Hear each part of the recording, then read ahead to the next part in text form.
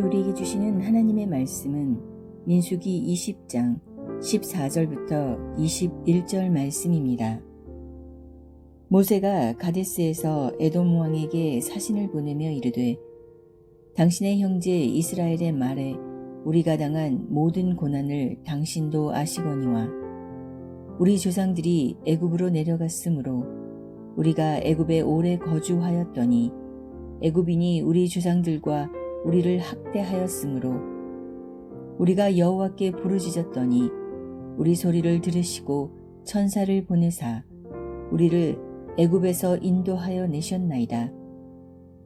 이제 우리가 당신의 변방 모퉁이 한 성읍 가데스에 싸우니 정하건대 우리에게 당신의 땅을 지나가게 하소서. 우리가 밭으로나 포도원으로 지나가지 아니하고 우물물도 마시지 아니하고 왕의 큰 길로만 지나가고 당신의 지경에서 나가기까지 왼쪽으로나 오른쪽으로나 치우치지 아니하리이다 한다고 하라 하였더니 에돔 왕이 대답하되 너는 우리 가운데로 지나가지 못하리라. 내가 칼을 들고 나아가 너를 대적할까 하노라. 이스라엘 자손이 이르되 우리가 큰 길로만 지나가겠고 우리나 우리 짐승이 당신의 물을 마시면 그 값을 낼 것이라. 우리가 도보로 지나갈 뿐인즉 아무 일도 없으리이다 하나 그는 이르되 너는 지나가지 못하리라 하고 에돔 왕이 많은 백성을 거느리고 나와서 강한 손으로 막으니 에돔 왕이 이같이 이스라엘이 그의 영토로 지나감을 용납하지 아니하므로 이스라엘이 그들에게서 돌이키니라.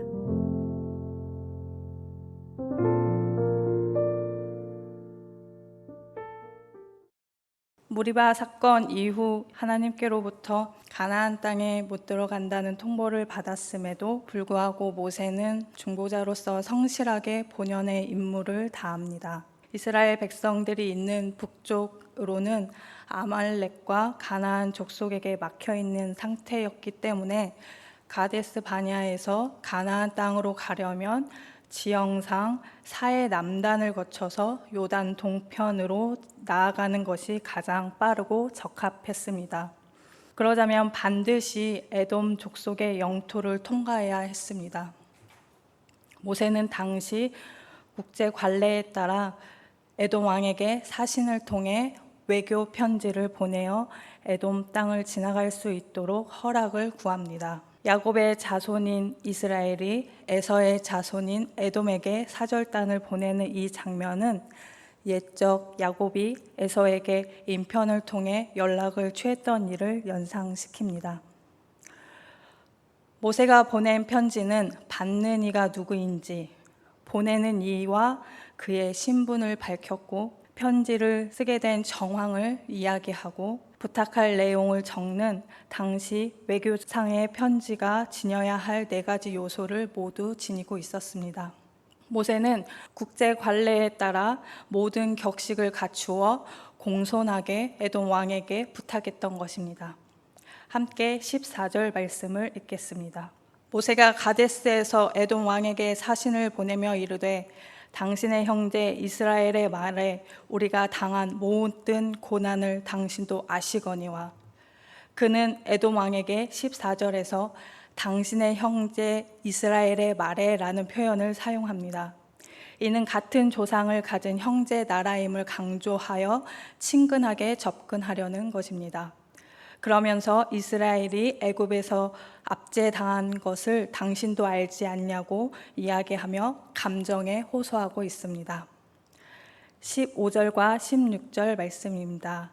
우리 조상들이 애굽으로 내려갔으므로 우리가 애굽에 오래 거주하였더니 애굽인이 우리 조상들과 우리를 학대하였으므로 우리가 여호와께 부르짖었더니 우리 소리를 들으시고 천사를 보내사 우리를 애굽에서 인도하여 내셨나이다. 이제 우리가 당신의 변방 모퉁이 한 성읍 가데스에 있사오니.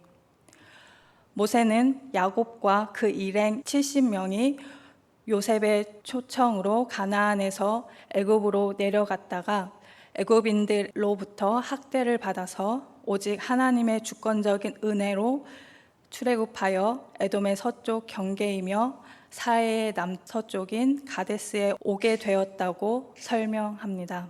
모세가 하나님의 천사를 언급한 것은 이스라엘의 뒤를 봐주시는 하나님의 큰 능력을 이야기하고 애굽 왕에게 신중하게 생각하라고 일종의 압력을 가하고 있는 것입니다.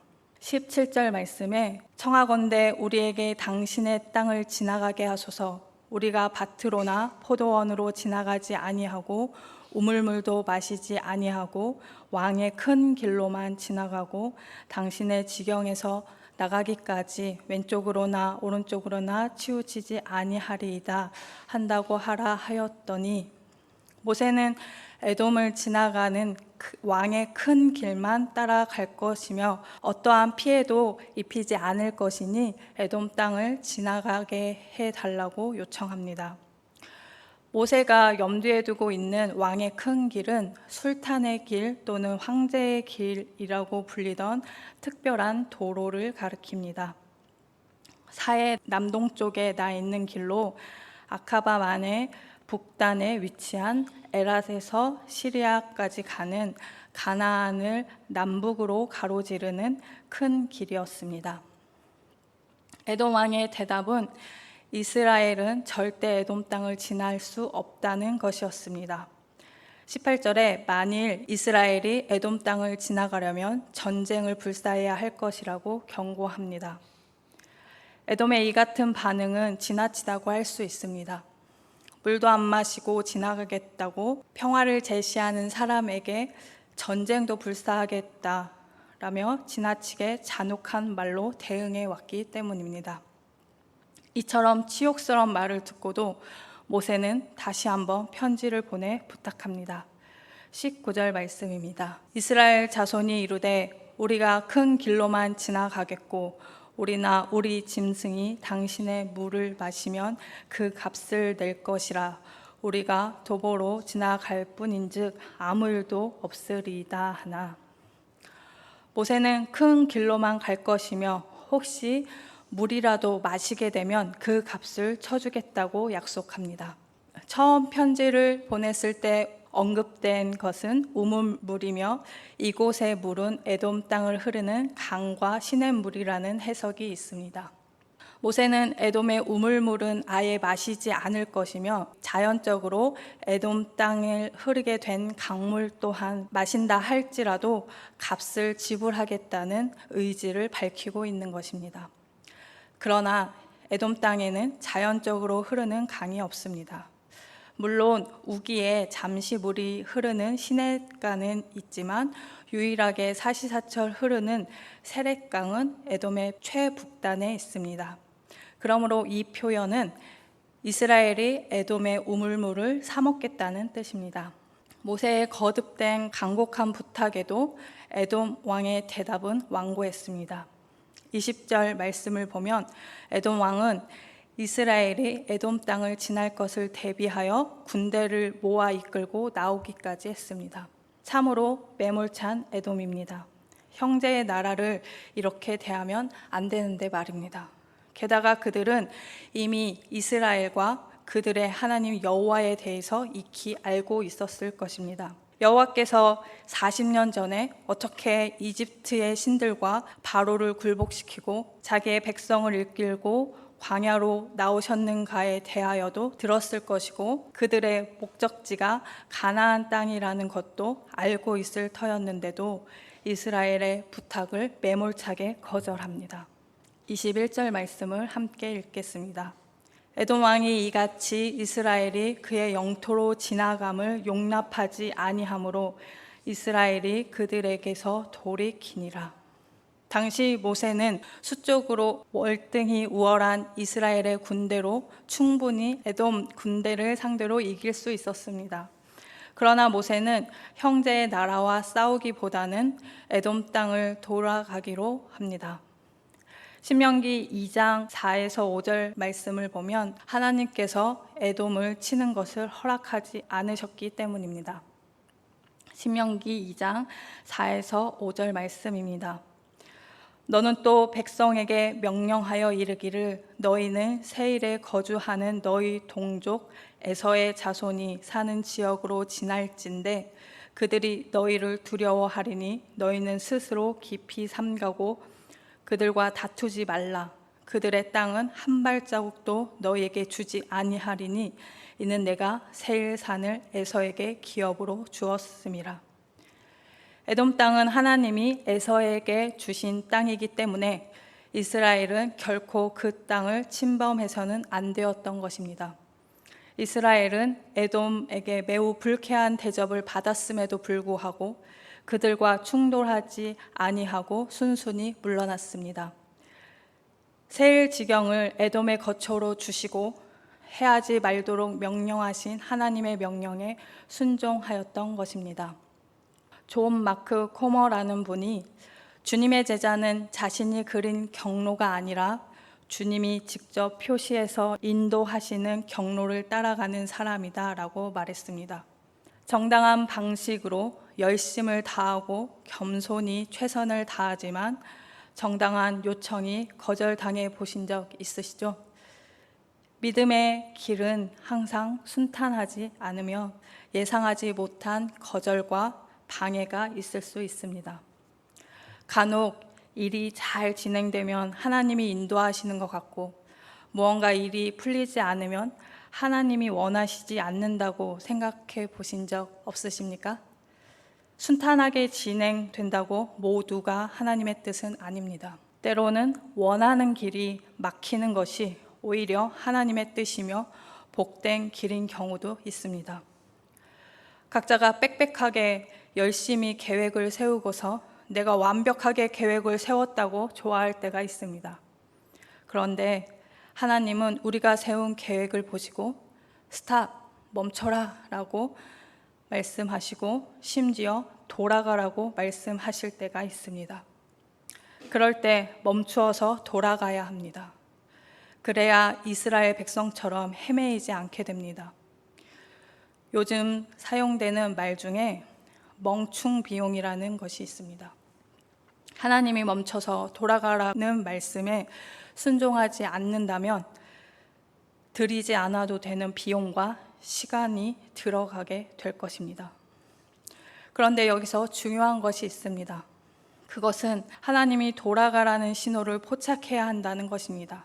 제가 태국에 온 지 얼마 안 되었을 때에 시내를 나갔다가 빨간불을 보고 멈춰야지라고 했는데 서야 하는 라인을 잘 몰라가지고 길 중앙에 쓴 적이 있습니다. 그때 얼마나 놀랐던지 모르겠습니다. 하나님께서 빨간불을 켰는데 신호를 못 보고 무단으로 지나가면 안 되는 것입니다. 하나님의 신호를 포착한 후에는 즉시로 계획을 접고 돌아가야 하는 것이 가장 안전하고 빠른 것임을 믿습니다. 성도 여러분, 하나님의 뜻을 분별하려고 애쓰며 하나님이 이런저런 방식으로 알려주시는 신호를 포착하시길 축복합니다. 예수님께서 마태복음 6장 34절에서 그러므로 내일 일을 위하여 염려하지 말라. 내일 일은 내일이 염려할 것이요 한날의 괴로움은 그날로 족하니라 라고 말씀하셨습니다. 이것은 미래를 포기하고 살아라 말씀하시는 것이 아닙니다. 마태복음 6장 32절에서 이는 다 이방인들이 구하는 것이라 너희 하늘 아버지께서 이 모든 것이 너희에게 있어야 할 줄을 아시니라 라고 말씀하셨습니다. 우리 하나님께서는 이미 우리에게 필요한 것이 무엇인지 잘 알고 있다고 하셨습니다. 그렇기 때문에 우리의 미래를 책임져 주실 것을 신뢰하고 먼저 그의 나라와 그의 의를 구하라고 하셨습니다. 미래의 염려는 내려놓으라 라고 하십니다.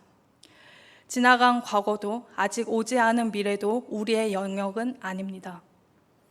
우리는 모든 것을 아시는 하나님께 맡기고 주어진 오늘을 어떻게 하나님께 영광을 돌릴까 고민하며 충실히 살아가야 합니다. 내가 생각하는 쉬운 길이 막혀서 돌아가야 되더라도 실망하지 마시고 기대했던 것이 냉정하게 거절당해도 하나님께 위로를 구하시고 완전하신 하나님은 반드시 약속을 이루어 주신다는 것을 신뢰하며 주님이 직접 표시해서 인도하시는 경로를 따라 나아가시는 성도님들 되시기를 축복합니다. 오늘 하루도 사람의 본분인 하나님을 경외하기에 힘쓰므로 하나님께 영광 돌리는 삶을 살아가시는 성도님들 되시기를 축복합니다.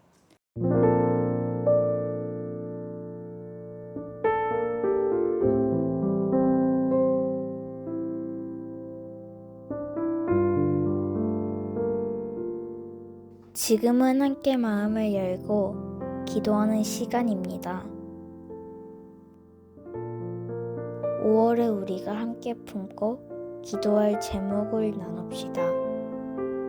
주일마다 온 가족이 한자리에 모여 하나님께 예배드리는 사랑 가득한 믿음의 가정이 되게 하소서. 출퇴근 길마다 부부간에 부모와 자녀 간에 축복의 말이 오가며 하루를 따뜻하게 시작하고 마무리하게 하소서.